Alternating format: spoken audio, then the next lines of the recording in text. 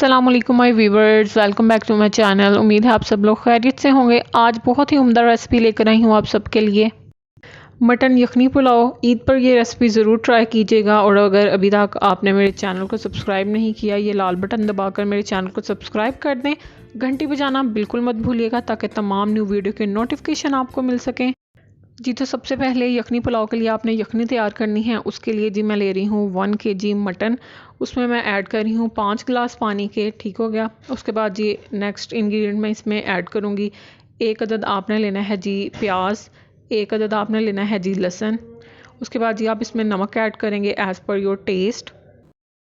जी तो अब इसमें जाएंगे 3 अदद छोटी इलायची, 2 अदद दालचीनी दरमियाने साइज़ की छोटे पीस, साबुत काली मिर्च 1 टेबलस्पून, सूखा धनिया 1 टेबलस्पून, सौंफ 1 टेबलस्पून, ज़ीरा 1 टेबलस्पून, एक दरमियाने साइज़ का अदरक का पीस मैंने डाला है, 6 अदद लौंग, 1 अदद बादियान का फूल, जायफल और जवित्री का 1/4 हिस्सा। उसके अलावा जी मैंने इसमें डाली है बड़ी इलायची 2 अदद। अब हम इसको मिक्स करके पकने देंगे। जी तो आपने इसको दरमियानी आंच पर पकने देना है। इतनी देर तक पकाना है कि जो पानी है वो 5 गिलास से 2.5 गिलास हो जाएगा और जो गोश्त है वो तकरीबन गल जाएगा। ठीक है, तब तक हमने इसको पकने देना है। तब तक आप मेरे चैनल को फटाफट से सब्सक्राइब कर लें अगर आपने सब्सक्राइब नहीं किया। जी तो पानी जो है वो तकरीबन आधा हो चुका है, ये देखिए, और गोश्त जो है वो तकरीबन देखिए गल गया है। अब हमने जी नेक्स्ट क्या करना है, गोश्त को अलग कर देना है और यखनी को हमने अलग कर देना है। हमने इसको छान लेना है। चलिए जी नेक्स्ट स्टेप की तरफ चलते हैं।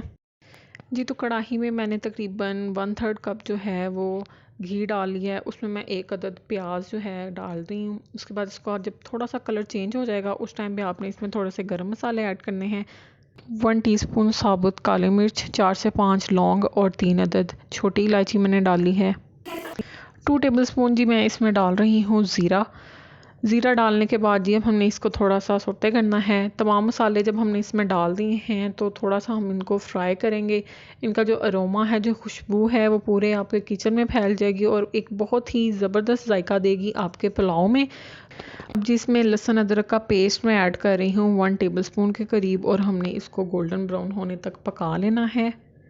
जब लहसुन अदरक का पेस्ट गोल्डन ब्राउन हो जाए आपने 1 टेबलस्पून काली मिर्च ऐड करनी है और 4 से 5 बारीक कटी हुई सब्ज़ मिर्च ऐड करने के बाद जी मिक्स कर लेंगे और हम डाल देंगे जी इसमें मटन जो हमने यखनी से अलग किया था, और इसको हमने अच्छे से एक दफ़ा घुमा लेना है ताकि तमाम मसाले इसमें लग जाएं। और डाल देंगे जी दही, इसमें 2 कप के करीब दही ऐड करने के बाद जी आपने इसको अच्छे से मिक्स कर लेना है और इसको ढाँप के रख देना है। और दही को हमने अच्छी तरह ड्राई कर लेना है। जी तो आप देख सकते हैं दही बिल्कुल अच्छे से ड्राई हो गया है और जो हम मटन है उसको मैंने अच्छे तरीके से भून लिया है। जी तो अब हम इसमें डाल देंगे यखनी जो हमने स्टार्टिंग में बनाई थी।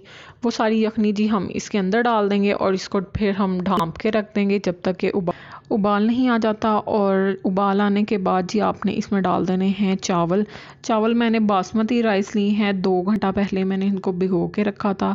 2 गिलास चावल लिए हैं मैंने। वो इसमें डालने के बाद जी आपने एक दफ़ा सिर्फ इसको हिला देना है, बार बार इसमें चम्मच नहीं हिलाना, नहीं तो चावल टूट जाएंगे।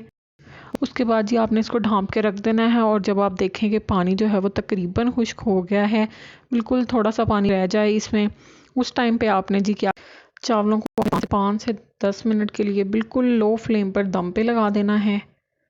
जी तो दम कंप्लीट हो गया है और बहुत ही ज़बरदस्त खुशबू आ रही है। मटन यखनी पुलाव ज़बरदस्त आपका तैयार है।